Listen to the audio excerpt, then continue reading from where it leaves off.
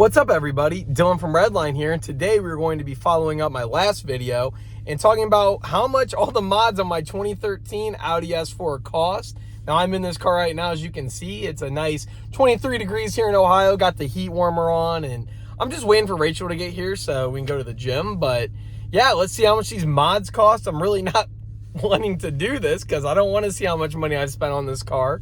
I already got an idea, and I know it's too much. But cars are an addiction, and I love them. So let's see how much I've spent. Now, before we hop into the video, I do have to do the little shameless plug. If you're into anything automotive related, I do post here on the channel 3 times a week. I do everything from car reviews, mod reviews, DIY, the whole 9 yards. If it's automotive, we're doing it. Now, some of these mods on the cars I said in the last video were already on the car when I purchased it. Not a lot of them, but some, which kind of helps me financially. But let's hop into it. Now, I do have a list of all the mods right here done to my car, with the prices, of course.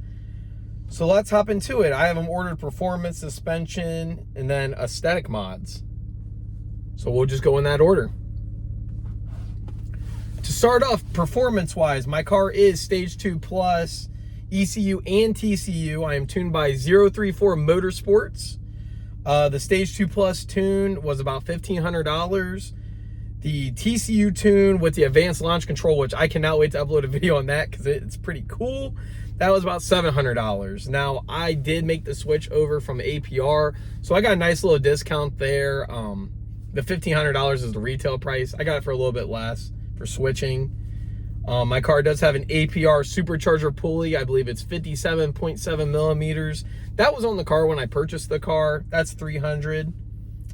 I do have the 034 crank pulley, which is 190 millimeters. So the smaller supercharger pulley and the bigger crank pulley together lead to the supercharger spinning faster, thus creating more boost.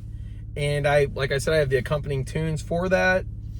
I have Red Star test pipes with their O2 spacers. That ran me about $750 with the spacers. I have an AWE S-Flow carbon fiber intake. I believe retail on that used to be $550 when I priced all this. That came on the car. I think now you can get it for about $300, which is pretty cool. I have the AMS Alpha heat exchanger in the bigger coolant reservoir that you can get added on. Big problem on these cars is IETs, so you kind of need a heat exchanger, an upgraded one at that.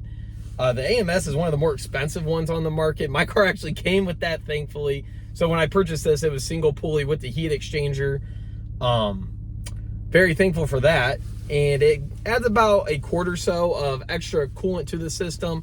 So it keeps the coolant cooler, thus keeping the car cooler. To go along with that, I have an upgraded CWA 100.3 coolant pump. You can get this from Techomotive. That ran me about $350. I actually had to order mine from Germany. Long story short, when I first went dual pulley, I was having an issue with heat soaking and stuff. And I didn't know what the heck it was. We kept thinking it was air in the system or something like that. Later on, we diagnosed that my supercharger coolant pump itself was faulty. So we replaced that with the CWA 100.3. Why not do a little upgrade? That increases the flow of the coolant. I am running a big brake kit here on the car. I have A6, A7 front calipers and 356 millimeter rotors. That's about an $800 kit the first time you do it with the calipers and everything. I'm sure you could source the parts cheaper if you are thrifty, but that's about what they are retail. Those rotors are accompanied by EBC Red Stuff brake pads. Front and rear are about $200. And Zimmerman rotors. I believe I have different ones now. That was my old setup with rotor-wise. For my catback exhaust, I am running an Army-Trix Valvetronic exhaust system. If you don't know what an Army-Trix is, they're pretty pricey, so don't oh my God, I don't even know what to say about the price. But that was on the car when I got it. I love the exhaust. It's very unique, and it's cool that you can make it loud or quiet. Like I said, it's valved, so I have this little switch right here. You guys can't see it.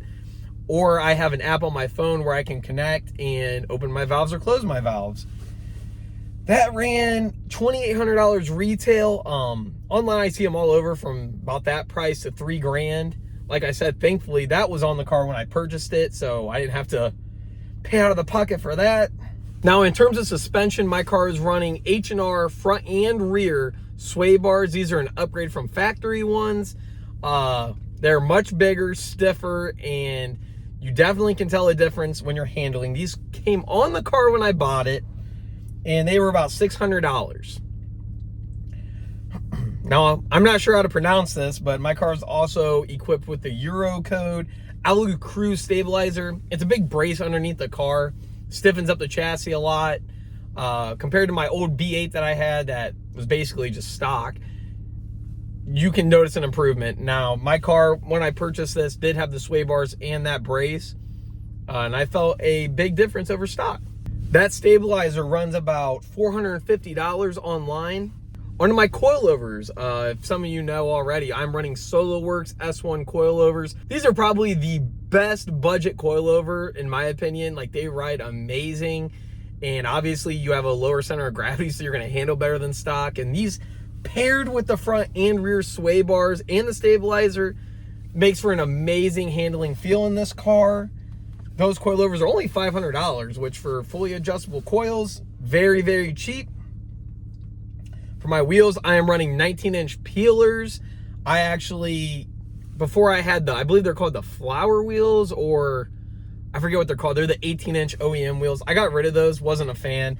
Found these peelers on Marketplace, dirt cheap for $300 with tires. So I jumped on those. They're not in the best condition overall. Like, I'm gonna get them probably powder coated and refinished here soon.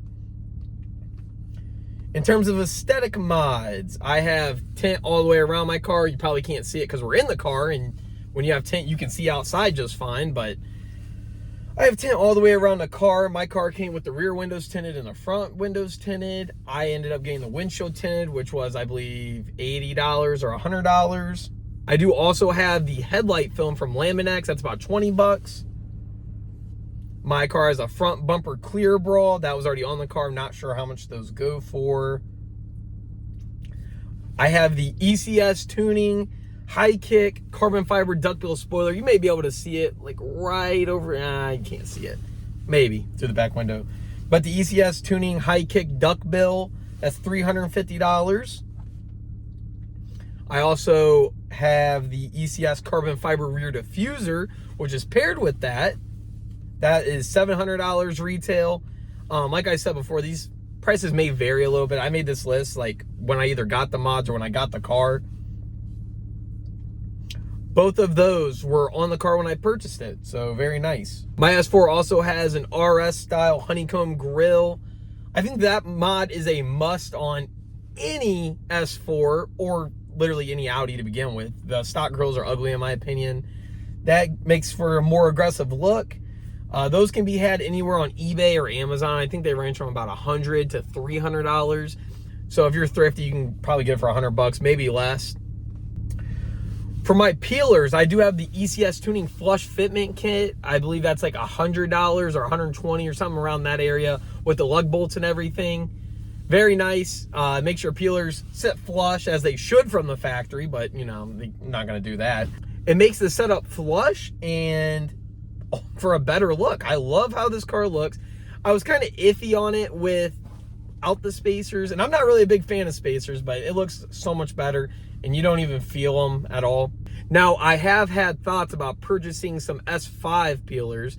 Those are 19x9, I believe, with a 33 offset. And from what I can tell on this platform, they sit absolutely flush with no spacers, no nothing. So I've been looking into getting a set of those possibly. If any of you are selling some S5 peelers, let me know. In terms of my interior, I do have these DSG paddles that came with the car when I purchased it. As I previously said, I kind of have mixed emotions about them, but I was surprised at how much they go for. On the website, they're about $100, which for some paddles, I don't know if I would have spent that money. They came with the car when I got it, and I really just haven't felt like taking them off. They kind of match the interior to like this magma red, so I don't know, I might just leave them on there. So yeah, guys, that just about sums it up. This was a quick and easy little video, just so you guys can understand how much it takes to mod a S4. Now, these can be applied to a B8 or B8.5, S4, S5, maybe even the A series cars for some of the cosmetic stuff. This car is kind of pricey to modify, which is to be expected. I mean, you get the German car tax, the luxury car tax, you know. With that being said, I do not regret any of my purchases on this car. I am thankful that a lot of stuff was already done to it when I got this car. It also had very good maintenance records and everything was already done. So I was very comfortable buying the car with these modifications already done. And on top of that, saved me some money because I was planning to do most of these myself anyways. In my next video, I think I'm gonna upload all my upcoming mods, what I have planned for this year for the car, and give you guys some sneak peeks on what's coming. Because when I tell you we're making this thing fast, we're making this car fast. I am shooting for very, very low 11s in this car or high 10s, which, oh my God, high 10s in my daily, that'd be sweet. But yeah, with that being said, in order to get to that point, I'm gonna have to do a few more modifications here and there. You guys can probably already guess some of the things, but stay tuned for that video. And on that note, that basically sums up this video. If you're into anything car automotive related, be sure to subscribe. As I said before, I upload 3 times a week here on the channel. We do everything from car reviews to DIY to mod reviews, all 9 yards. If it's car related, we're doing it. I am going to be uploading a few videos regarding my car dealership, how the business works, how to get started, because I can assume most of you are car enthusiasts, and a lot of car enthusiasts have the hobby of buying and selling cars and ultimately getting a dealership like I have. So I'm definitely gonna be dropping some videos on that for you guys. So maybe you can start a dealership of your own. It's definitely a fun business, and I'm looking forward to those videos.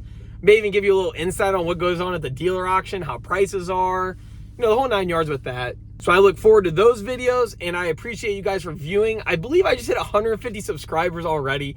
I am thrilled. The support you guys have given me in the comment section, on Instagram DMing me, all of those platforms, it's just amazing. I'm so blessed for all you guys and super appreciative.